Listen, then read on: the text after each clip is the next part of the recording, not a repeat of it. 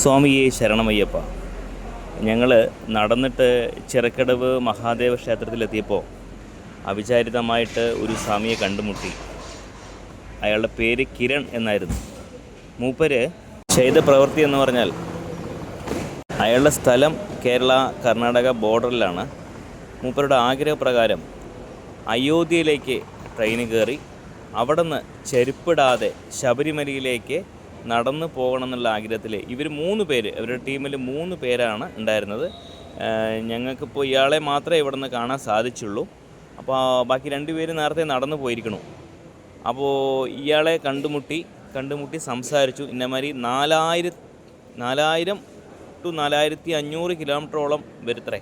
അപ്പോൾ ഒരു ദിവസം 40 കിലോമീറ്ററോളം കാൽനടയായിട്ട്, അതായത് ചരുപ്പില്ലാതെ കാൽനടയായിട്ട് ശബരിമലയിലേക്ക് നടന്നു വന്നുകൊണ്ടിരിക്കുകയാണ്. ഇപ്പോൾ ചിറക്കടവിലെത്തി.